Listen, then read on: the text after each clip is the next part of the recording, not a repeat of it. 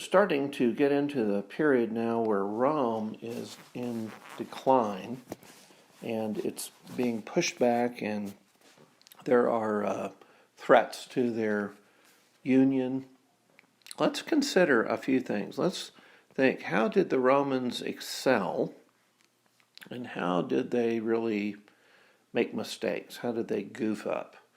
How did they, where did they make mistakes? Where did they fail? Okay, so as we think about some of the things about Rome, one thing is the early republic was very good. The people had freedom. There was much liberty. There was much unity. And we know that as time went on, why did that unity and that freedom leave? Well, I think the Romans failed in becoming an empire. The empire was just too big, and they had to centralize their power. They had to do that more and more as the empire grew and got bigger. They had some great ideas in architecture. We mentioned the architecture. Let's see if I can spell the word. There we go. Architecture, the big one is concrete.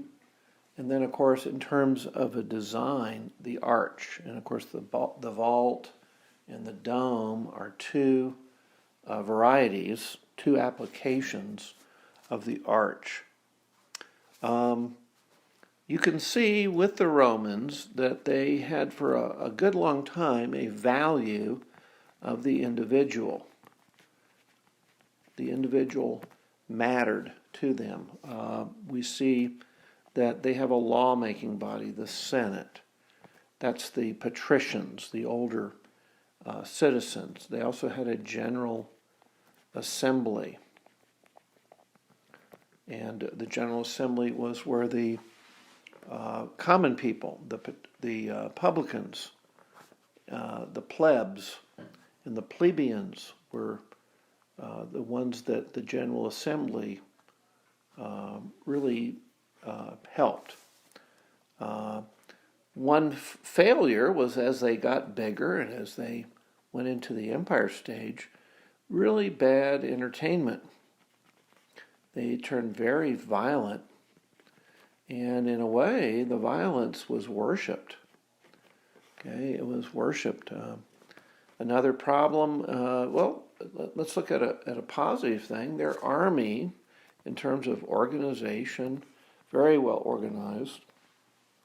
The Romans won on organization, but they also grew to a place where the army was loyal not to the people, but to a general.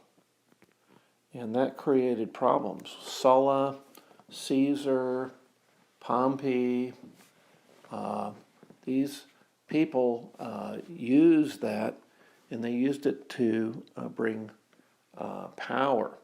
Another failure was in the area of slavery. They promoted slavery, and Rome was known as a slave, basically a slave market. About 1 in 3 of the people in the empire were slaves. And then rebellions of the slaves always threatened there are threats to the government. So they got too large. There was too much territory. And so what they did is they went to, even at that point, to split the empire. They split the empire up to try to make it so it wasn't too much. Okay, but very organized, highly disciplined army. Discipline was very in high regard and very useful.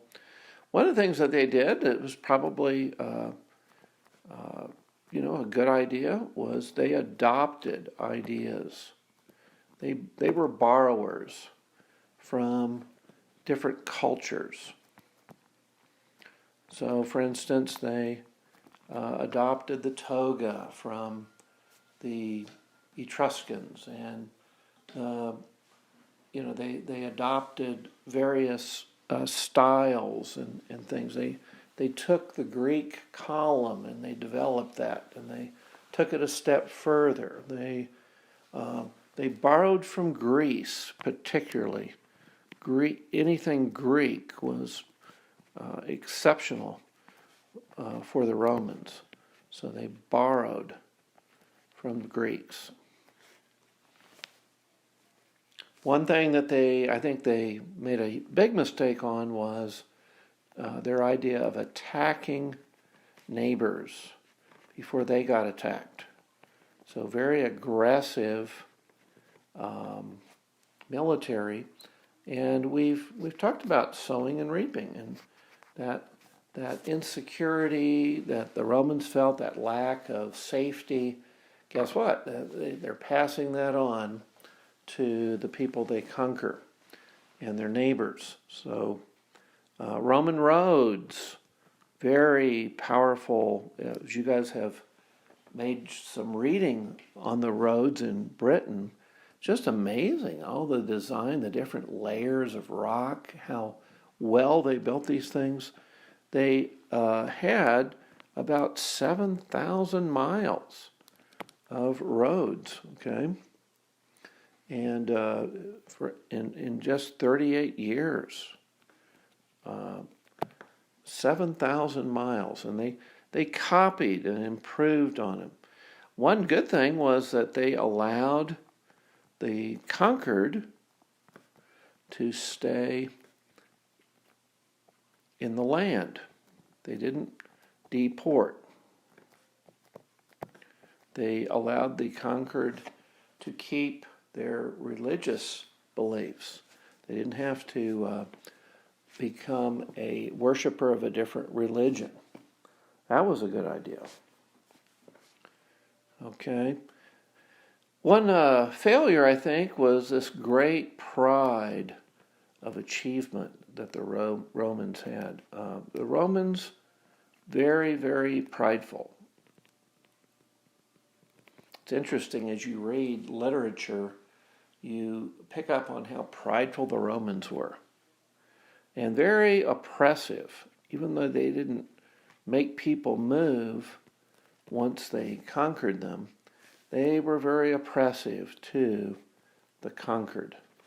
So by the time of Jesus, the Jews were longing to be free of the Romans. That was their big goal, was just to get the Romans kicked out. Now, in terms of education, very, very basic. Very basic. Girls were included in the education. But on the negative side, education was certainly inferior. It was less than Greek education.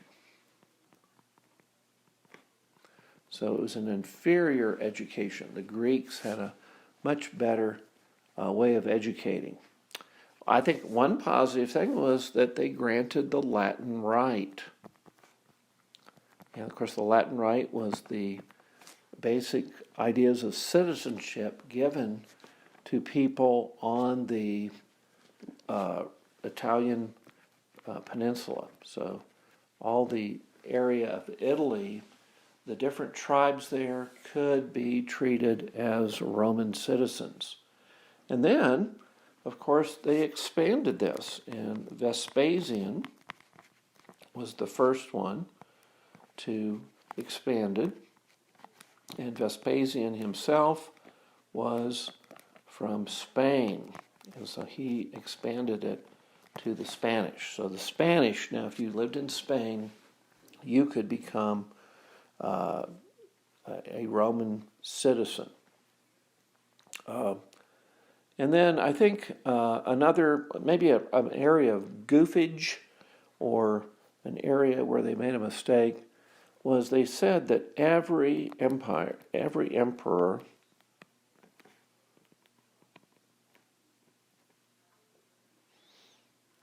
let me spell that, was a tyrant, a dictator. So the Romans never figured a way to limit the power of that dictator.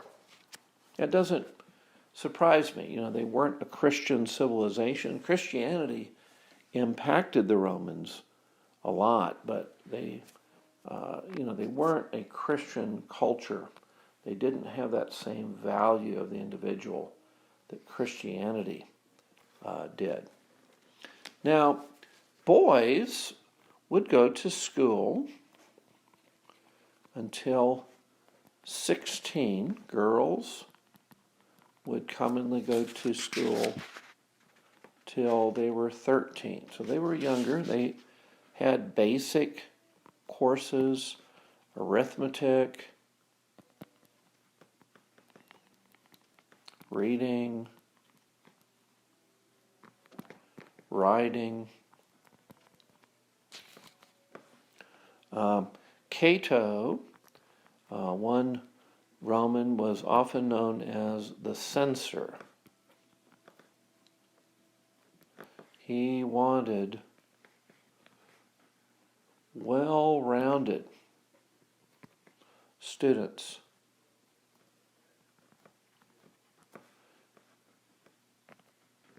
He wanted well-rounded students. And so we get this idea of liberal arts. Liberal arts, which are the arts, meaning are the ways, the study, the skills of freedom. So liberal arts means freedom, the arts of staying free. And that's a good thing. Those are good skills to learn, how to think about biblical ideas and principles that you can apply to government or to art or to architecture or to literature. So these are the arts of freedom, okay? And that was a big impact in many of the schools. Now, vocational training, that would be more of the skills like masonry, plumbing, building. This was really training, and it would start with students who were 13 to 14 years old. Girls would learn to take care of the household. Boys would go into a craft. And by a craft, we mean a skill, a marketable skill. Painting, masonry, bricklaying, carpentry. So the boys, when they were 13 to 14, many of them would go into training, and it was more of a skill orientation. There was basic education with practical training. You want to write that down? Basic education with practical training. And remember, there were no colleges among the Romans. No one had started a college in the days of the Romans. So the education was it was in schools, or it took place at home. No colleges were until the Middle Ages. And Oxford, which is our oldest college in the world, and Cambridge came in the 1100s. Oxford and Cambridge. Both of these schools were because of Christianity, It was a Christian invention, a learning college or academy. It was a Christian invention.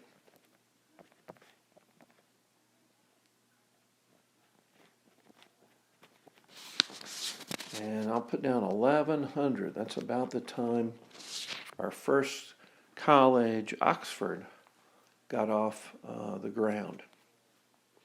The Romans, very famous for their numerals. They have basically six different symbols, okay? And all of their symbols are kind of using one or more of these. So we have I, which is equal to 1. You have V, which is equal to 5. You have X, which is equal to 10. We got L, which is equal to 50. Boy, see if I can do that a little clearer. Here we go, 50. We've got C, which is equal to 100. And then we've got M, which is 1,000. So we have all the Roman numerals are based on that scale. So if we have M, CM, X, X,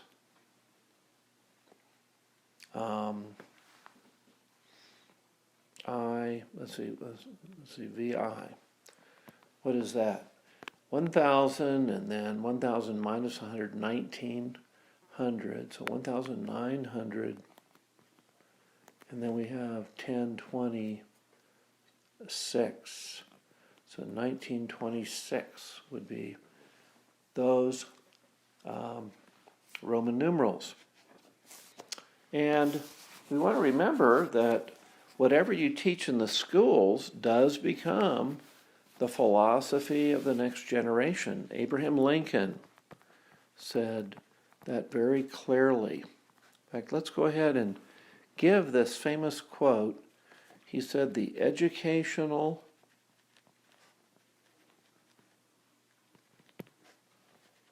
that's A-L, the educational philosophy of one generation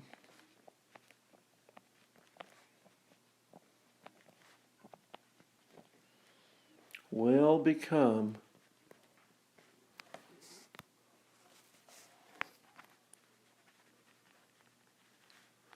the political philosophy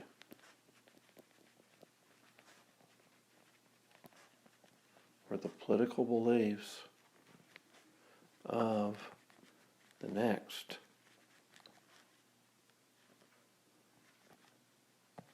So in other words, if we teach somebody something, a philosophy in 2012, let's say, in school, in a generation, that becomes the political philosophy. So by 2032, that's really what people are looking at with politics, the political philosophy. Very interesting. There's a quick turnaround, okay? So political freedom comes from spiritual freedom. Political freedom comes from spiritual freedom. So if people are free in their walk with God, if they have been freed from enslaving habits and sinful lifestyles, guess what? They can then be free politically as well. So first spiritual freedom, the individual finds freedom, and then it impacts even all the way to the political structures. Political freedom follows spiritual freedom. we're going to stop and move to the next tape.